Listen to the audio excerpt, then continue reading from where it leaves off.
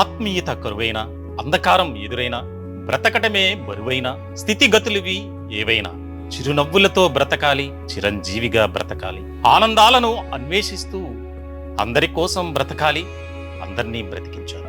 సంగీతానికి భాష, ప్రాంతీయ సరిహద్దులు లేవని తన అమృత గాత్రంతో ప్రపంచానికి చాటి చెప్పిన గాన గంధర్వుడు పద్మ విభూషణ్ ఎస్పి బాలసుబ్రహ్మణ్యం గారు.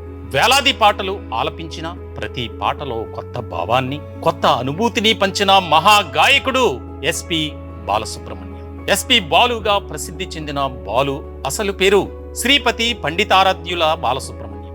నెల్లూరు జిల్లా కోనేటమ్మపేటలో 1946 జూన్ 4న జన్మించారు. తండ్రి సాంబమూర్తి హరికథా కళాకారుడు.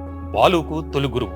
1966 డిసెంబర్ 15న ఎస్పి కోదండపాణి సంగీత దర్శకత్వంలో శ్రీ శ్రీ శ్రీ మర్యాద రామన్న సినిమాతో గాయకుడిగా సినీ ఇండస్ట్రీకి పరిచయం అయ్యారు. తెలుగు, తమిళం, కన్నడ, మలయాళం, హిందీ భాషల్లో 40,000కు పైగా పాటలు పాడారు. ఏక్ దూజే కే లియే, సాగర సంగమం, స్వాతిముత్యం, రుద్రవీణ వంటి చిత్రాలకు గాను ఉత్తమ గాయకుడిగా ప్రతిష్టాత్మక జాతీయ పురస్కారాలు అందుకున్నారు ఎస్పి బాలసుబ్రహ్మణ్యం. కేవలం పాటలు పాడటమే కాదు, డబ్బింగ్ ఆర్టిస్ట్ గా, క్యారెక్టర్ నటుడిగా, నిర్మాతగా, సంగీత దర్శకుడిగా అనేక పాత్రలను పోషించిన బహుముఖ ప్రజ్ఞాశాలి ఎస్పి బాలు. కమల్ హాసన్, రజనీకాంత్ వంటి నటులకు వాయిస్ ఇచ్చి డబ్బింగ్ ఆర్టిస్ట్ గా మంచి గుర్తింపు పొందారు.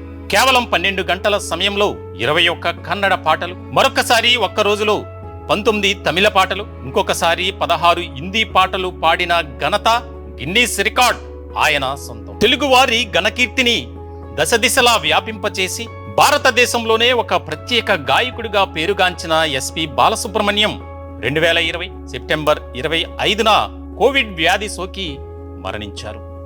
మనల్ని వదిలి వెళ్లారు. తెలుగు ప్రజల హృదయాల్లోనే కాదు, యావత్ భారతదేశ ప్రజల గుండెల్లో శాశ్వత స్థానం సంపాదించుకున్న ఎస్పి బాలసుబ్రహ్మణ్యం గారి జయంతి సందర్భంగా సామాన్యుడి చేతిలో సామాజిక అస్త్రం నెంబర్ 1 న్యూస్ అందిస్తుంది ఘన నివాళులు.